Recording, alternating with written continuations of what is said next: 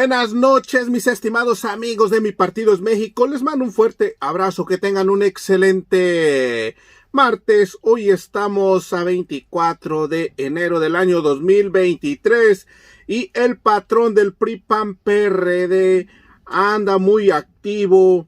Y bueno, amigos, anda muy activo, pues quiere vencer a la cuarta transformación del presidente Andrés Manuel López Obrador y a Morena, pues el diputado Ignacio Mier dice que está muy molesto, pues el diputado morenista también dice que está convocando a más marchas el patrón del prianismo, Claudio X González, y también pues ya lo invitó que sea candidato del prianismo, pues como ustedes saben, se le ha visto mucho detrás de todos estos que son sus empleados, como Alito, Marco Cortés, entre otros, pues ha llegado hasta el Senado y a la Cámara de Diputados. Pues hoy el diputado morenista le envía un mensaje. Y bueno, amigos, antes de presentarles el video, los invitamos que le den me gusta, denle manita arriba al video y ayúdenos a compartir. Y ahora sí, vamos con la información. Y así debe de ser. Ya no más la fusión de ideologías diversas que generaron en estos 30 años y que hoy estamos padeciendo estas consecuencias.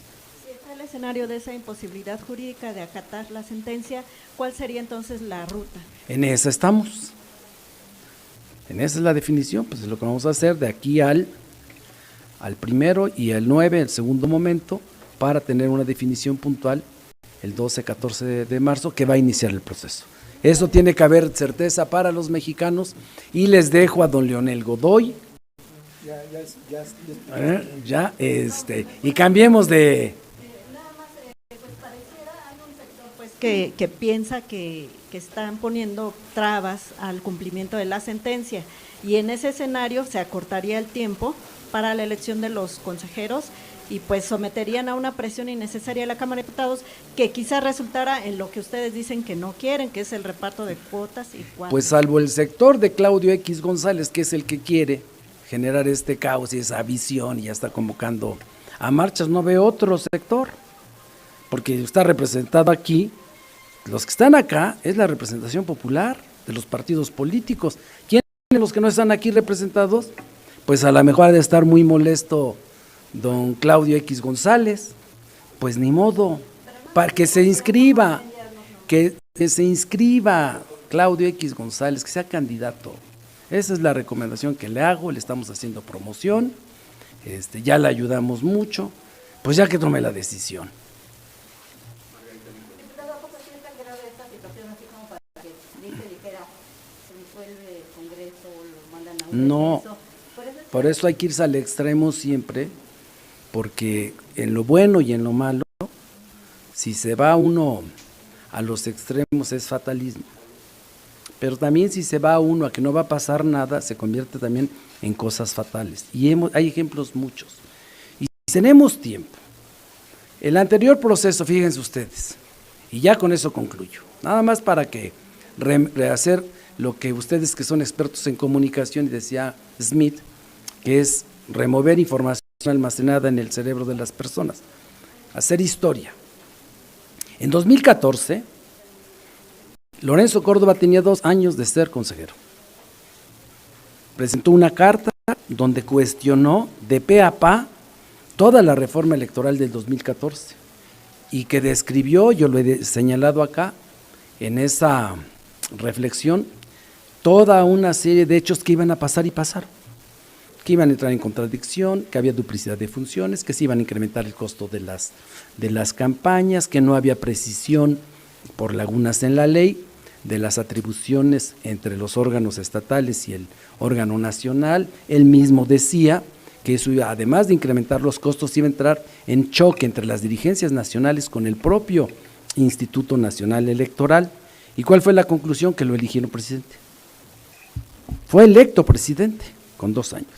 Ahora piden ellos mismos, ¿cómo cambian las cosas?, que en esta convocatoria digamos de una vez de los 4 quién va a ser presidente. Y yo me pregunto, ¿y los 7 que tienen derechos no tienen? Ese sí es violar derechos. ¿Por qué? Porque es una trampa. No hay que ser, en esto, mi querida Mago, muy ducho en estas cosas. Es una trampa que la están orquestando en materia electoral. ¿Para qué? Para que todo quede como está. Y esa elección fueron 7 consejeros y duró 42 días. En el 2020 se eligieron a 4 también, y el proceso fueron 4. Y el proceso fueron 2 mujeres, 2 hombres. Y ese proceso duró 46 días. Por eso hoy mismo también lo reflexionamos.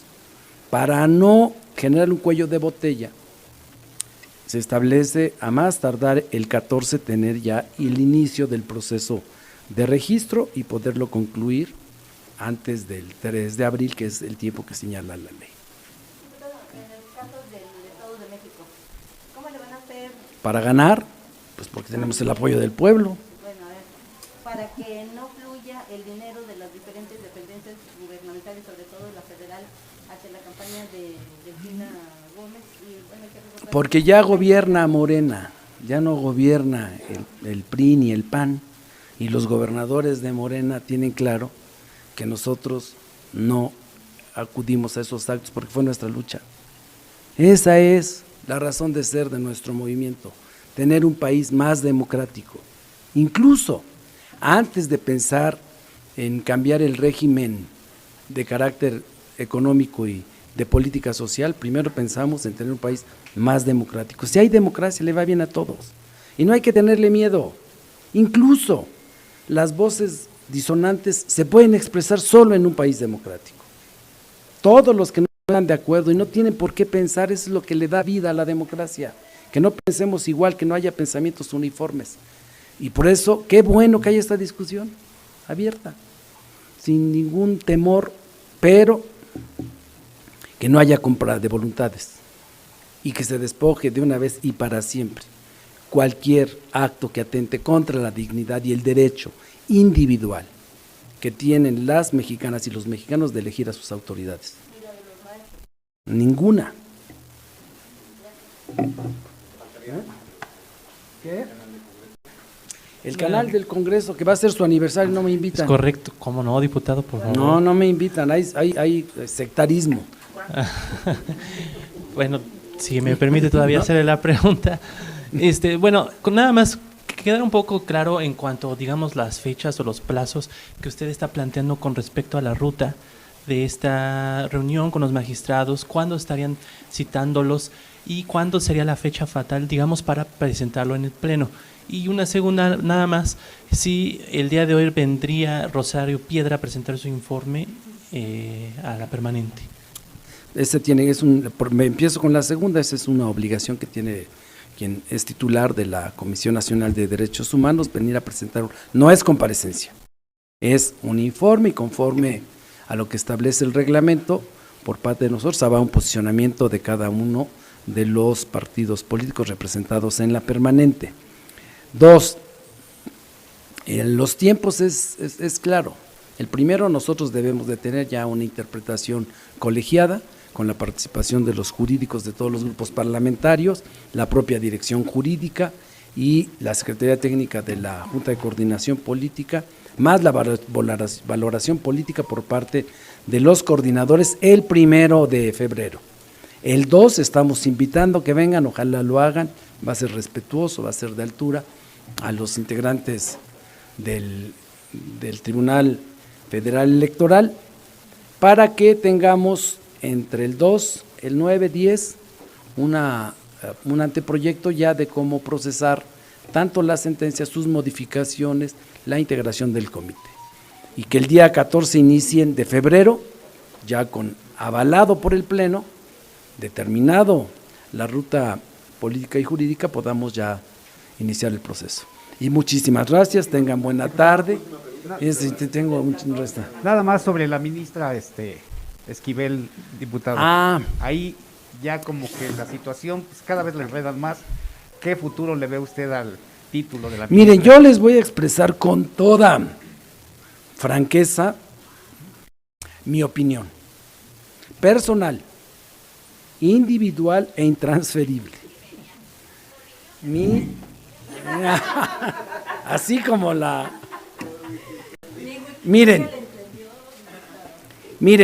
en mi época de los clubes anarquistas, quien fue joven y no estuvo en eso se perdió de una experiencia fantástica, maravillosa, de aprendizaje. Yo estaba en los clubes y terminaba mis estudios formales. Preparaba yo mi tesis, mi proyecto de tesis sobre diseño de objetivos de aprendizaje y estudiaba administración. ¿Por qué lo hice? Porque yo empecé a trabajar muy joven y aprendí con grandes pedagogos como Pablo Freire que el proceso de enseñanza en nuestro país es un proceso vertical, que la reforma educativa del 76 provocó una educación bancaria, que apegarnos a la escuela norteamericana preparando a los cuadros directivos para ocupar puestos de elección popular y de dirección en la conducción del país, había provocado la renuncia a cuestionarnos la realidad, a reflexionar y aprender a leer la realidad. El acto educativo es un acto liberador, pero el acto educativo es un acto político, porque permite transformar la realidad a partir de saberla, leerla y interpretarla. Y cuando yo llegué a la revisión de mi tesis era porque en este país los criterios pedagógicos están supeditados a criterios programático-presupuestales. Y como bien decía, existió algo en nuestro país que contrario a lo que pensaron Basols, contrario a lo que pensó el viejo Silva Herzog, el abuelo, cuando se cuestionaron la necesidad de tener la Escuela de Economía en México. Y ahí viene una evolución, cuando surge el ITAM, yo no tengo nada contra el ITAM, así debe de ser, pero creo, y tengo colaboradoras del ITAM, pero no están aquí. Y empezó un mimetismo institucional para la escuela norteamericana, donde la reflexión, la discusión, el análisis, la interpretación de la realidad estaba supeditado a un modelo que obedecía más a criterios económicos que a criterios sociales. Y yo iba en una escuela privada y me lo cuestioné. Y entonces mis lecturas de la prepa, de Bakunin y demás, me dijeron que si tenía que ser congruente. Me iba yo a titular, iba yo a hacer un examen, cuando me habían cambiado 5 veces los programas y aparecían materias que yo nunca había estudiado, porque se modificaban los programas. Y todo lo que yo había visto en sociología, en derecho, en estadística, no estaban contemplados ahí. Y entonces, era Génesis, Teoría General del Estado, de López Portillo, por cierto, es el libro. Y es buen libro, sí, yo creo que debió haber seguido dedicado a eso. Y entonces tomé una decisión, por consistencia y congruencia, que no la recomiendo, pero yo lo hice. Yo decidí no titularme, porque consideraba que era un fraude. A lo que yo creo, a lo que yo pienso, en ese momento. Y consideraba que no, porque no correspondía a lo que yo había estudiado. ¿Y qué me dio de aprendizaje años después? Esto que estamos viviendo, una simulación, el disimulo, entrega de títulos de doctorado o de posgrado que no corresponden a la realidad de las habilidades, las destrezas. Tuvimos aquí como funcionarios a doctores con posgrado y postdoctorado que llevaron al cadalso a nuestro país, en todos los sentidos. Por eso, ¿qué vale más?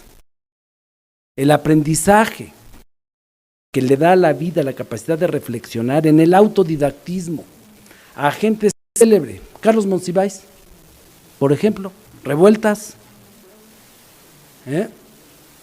René Valdiosera, por decir, esos son mis convicciones.